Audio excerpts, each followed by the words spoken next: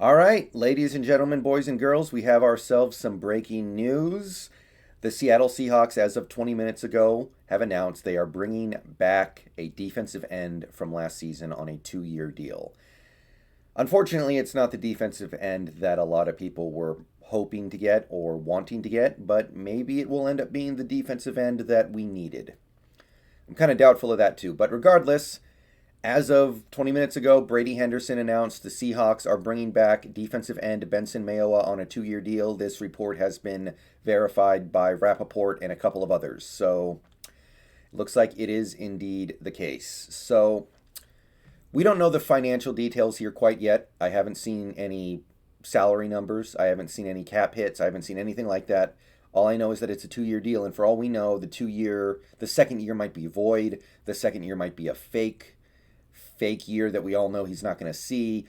It could be like a team option, whatever. So we'll come back to that tonight when we get the details. I'll make another video. So this video is just about Benson Mayowa and having him on the team in 2021.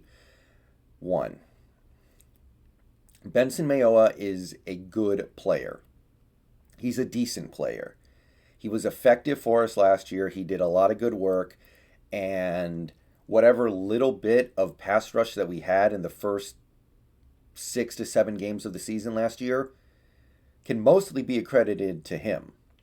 And he continued to make plays even after our pass rush got a lot better when we acquired guys like Dunlap. So he's a decent player, maybe a little better than decent.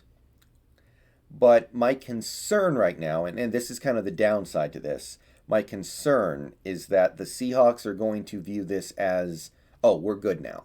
We took care of our issues on defense. We now have a credible line. We have a credible pass rush for 2021. And here's the thing.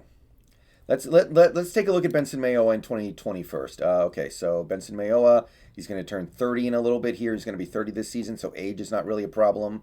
If you take a look at what he did in 2020, played in 13 games, had 6 sacks and 22 QB pressures.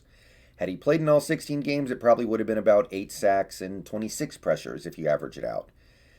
That's pretty good. Maybe it's a little better than decent. Maybe I need to give him a little more credit for having a pretty nice season for us. My concern is that whatever you want to call Mayowa, he's decent, he's pretty good. He's not great, and he's never been great, and at this age, he's not going to suddenly turn into a great player. And what I don't want this team or any Seahawks fans to do is assume that because we have a lot of players who are decent, that adds up to having a couple players who are really great. And that's not how it works. I think that's kind of the trap that we fell into last year to a certain extent. And I don't see it working out in our favor if we try to run through the season with this current crop of defensive ends. So you got Mayowa, and he's pretty good. And then behind him, you have a lot of players who are pretty good as well. Rasheem Green, pretty good. LJ Collier, maybe not even pretty good. Let's call him decent. Darrell Taylor should be at least decent as a quote-unquote rookie. I know he technically was on the team last year, but he's kind of a rookie this year. Okay, he's a decent player. Where is the big punch here? Where is the guy who's going to demand double teams? That's kind of what I'm looking for here. And I hope that this team realizes that they still don't have that guy as of right now. I will say we have some guys on this team with upside. I still think Rasheem Green could turn into that guy potentially.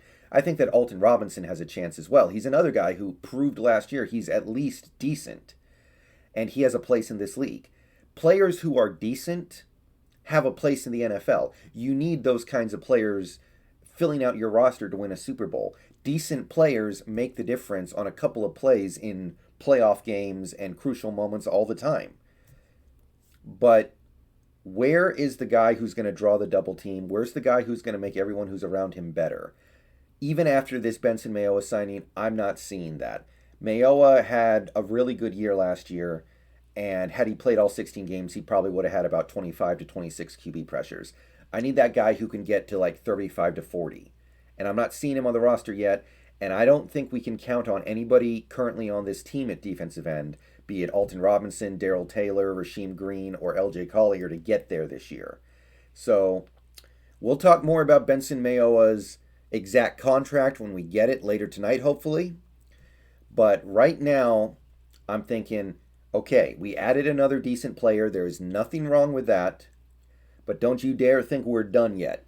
We need somebody who can draw those double teams and really, really make everyone around him look better. And I'm sorry, it's not Mayowa. All right.